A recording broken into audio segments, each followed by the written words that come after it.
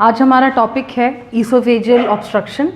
Oesophagus जो है वो हमने बात की है कि वो जो माउथ से स्टमक तक का जो पैसेज होता है, जिस नली होती है जहाँ से फूड पास होता है स्टमक में पहुँचता है। तो हमने ईसोफेगस के कुछ डिसऑर्डर्स के बारे में भी पढ़ा था।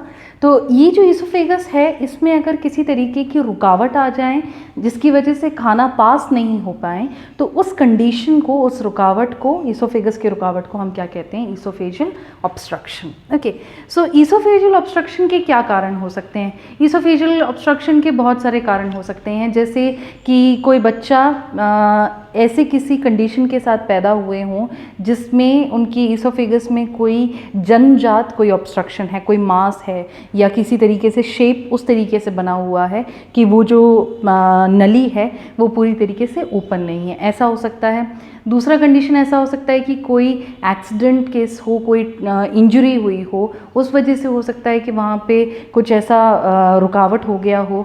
कुछ इन्फेक्शंस हो सकते हैं जिसकी वजह से सेल्स ख़राब हो गए हों और वो रुकावट बन गए हों। इसके अलावा हम देखते हैं कि बहुत ज़्यादा अगर जो स्टमक है वहाँ से अगर एसिड या एसिड भरा हुआ, जो एसिड के साथ मिला हुआ जो खाने का पदार्थ होता है, वो अगर ईसोफेगस में बार बार आता है, जिसको हम रिफ्लक्स डिजीज़ कहते हैं, तो उस कंडीशन में या रीजर्जिटेशन में हम ये देखते हैं कि उस एसिड के बार बार आने की वजह से जो सेल होते हैं वो ख़राब हो जाते हैं और फिर वो वहाँ पे रुकावट पैदा करते हैं। इसी के साथ साथ हम ये देखते हैं कि ईसोफेगस में मसल्स होती हैं, जो मांसपेशियां हैं वो स्पिंक्टर वाली होती हैं, स्पिंक्टर वाली मांसपेशियां भी होती हैं जो ओपन और क्लोज होती हैं। तो अगर उनमें भी अगर कोई प्रॉब्लम हो तो वो रुकावट कॉज कर सकते हैं। इसके अलावा हम ये भी देखते हैं कि अगर कोई ट्यूमर है, कैंसरस या नॉन कैंसरस, अगर कोई ट्यूमर है, गठान है, तो उसकी वजह से भी देखा जाता है कि ईसोफेगस की जो नली है उसमें रुकावट आ सकती है। तो ईसोफेगस की नली में रुकावट आने के ये कुछ कारण हो सकते हैं। नेक्स्ट हम बात करते हैं कि क्लिनिकल मैनिफेस्टेशन या लक्षण क्या होते हैं ईसोफेगस की रुकावट के। तो नॉर्मल सी बात है कि अगर ईसोफेगस की नली में रुकावट होगा तो खाना निगलने में उन्हें प्रॉब्लम होगी। जिस जगह पे ऑब्स्ट्रक्शन होगा उस हिसाब से फ़र्क पड़ेगा कि निगलने में दिक्कत है या निगल लिया तो वो खाना नीचे नहीं जा रहा है, तो बार बार क्या होगा कि व्यक्ति को जो चेस्ट में बहुत ज़्यादा टाइटनेस लगेगा, ऐसा लगेगा जैसे खाना जो है वो गले में अटका हुआ है। वॉमिट होगी पेशेंट को बार बार, या फिर वॉमिट जैसा लगेगा जिसको हम नौजिया कहते हैं। इसके अलावा अगर बहुत ज़्यादा प्रेशर एक्सर्ट होता है तो ऐसा हो सकता है कि ब्लीडिंग हो उस जगह से। खाना ठीक से अगर नहीं पहुंच पाएगा स्टमक तक तो स्टमक में जो एसिड्स होंगे उसकी वजह से एसिडिटी हो सकती है। एसिडिटी के साथ साथ पेट में जलन हो सकती है, चेस्ट में जलन हो सकती है। और खाना अगर नहीं पहुंच पा रहा है स्टमक तक तो वो खाना फिर बॉडी में के यूज़ में नहीं आ पाएगा, तो फिर पोषक आहार जो है वो ना मिल पाने पर पोषण की कमी हो जाएगी, कुपोषण हो जाएगा या मैल न्यूट्रिशन। उसकी वजह से फिर जो नॉर्मली हम देखते हैं कि बहुत जल्दी वेट लॉस होना स्टार्ट हो गया, मतलब वज़न घटना स्टार्ट हो जाता है। और साथ ही साथ कुपोषण की वजह से जो कुछ तकलीफ़ होती है, जैसे बहुत ज़्यादा हेडेक होना, बॉडी में वीकनेस आना, मांसपेशियों में वीकनेस आना, जॉइंट्स में पेन होना, ये सारी चीज़ें हम नॉर्मली साथ साथ देखते हैं। तो ये कुछ कंडीशंस हैं जो ईसोफेगस में ऑब्स्ट्रक्शन की वजह से हम पेशेंट्स में देखते हैं। नेक्स्ट हम बात करते हैं कि जांच किस तरीके से कर सकते हैं, डायग्नोस्टिक इवैल्यूएशन।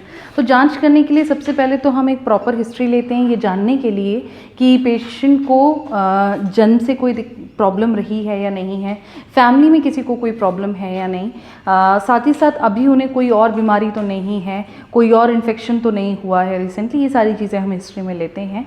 साथ ही साथ एक्सरेज कराए जाते हैं, स्पेशली बेरियम जो सोल्यूशन है वो कॉन्ट्रास्ट है उसको पिलाकर एक्सरे लिया जाता है, जिससे हमें बहुत क्लियर एक इमेज मिलता है, ये पता चलता है कि क्या कंडीशन है वहाँ पर। एक्सरे, सीटी, एमआरआई ये किए जा सकते हैं।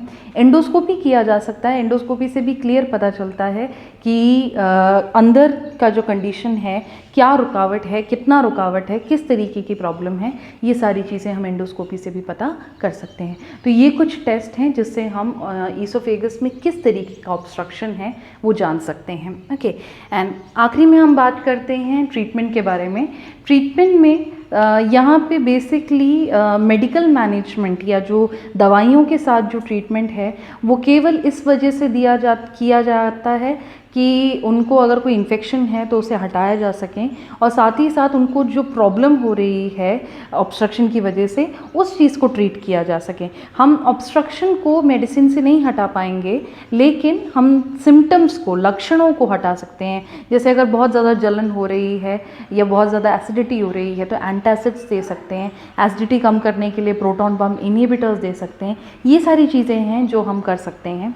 साथ ही साथ अगर बहुत ज़्यादा बॉडी में अगर वीकनेस हो रहा है तो विटामिन्स की, मिनरल्स की जो हम और तरीके हैं उस तरीके से हम दे सकते हैं, गोलियों के तरीके से, इंजेक्शन के तरीके से, ताकि बॉडी में वीकनेस कम रहे। ओके, इसके अलावा अगर हमें ऑब्स्ट्रक्शन को हटाना है, जैसे ट्यूमर है तो ट्यूमर की सर्जरी करेंगे या ट्यूमर के लिए ट्रीटमेंट करेंगे, या जन्मजात कोई परेशानी है, जैसे कोई चीज़ वहाँ पे अटका हुआ है, कोई स्किन का फ्लैप है, तो ये सारी चीज़ें सर्जरी कर कर क्या की जाती है, पहले ये पता लगाया जाता है कि क्या ऑब्स्ट्रक्शन है और उसके बाद सर्जिकली उस ऑब्स्ट्रक्शन को वहाँ से हटाया जाता है, और इस तरीके से हम ईसोफेगस के ऑब्स्ट्रक्शन को ट्रीट कर सकते हैं। ओके, सो आज हमने पढ़ा है ईसोफेजियल ऑब्स्ट्रक्शन, एक ऐसी अवस्था जहाँ पे ईसोफेगस की नली में रुकावट आ जाता है, और जिस वजह से खाना जो है, जो हम मुंह से खाना खा रहे हैं, वो माउथ से ईसोफेगस तक अगर एंटर करें तो उसके आगे वो स्टमक तक नहीं पहुंच पाता है, ये पूरी तरीके से नहीं पहुंच पाता है। ओके, सो आई होप कि आपको ये टॉपिक समझ में आया होगा। इससे रिलेटेड अगर आपको कोई भी डाउट है तो आप पूछ सकते हैं। Thank you.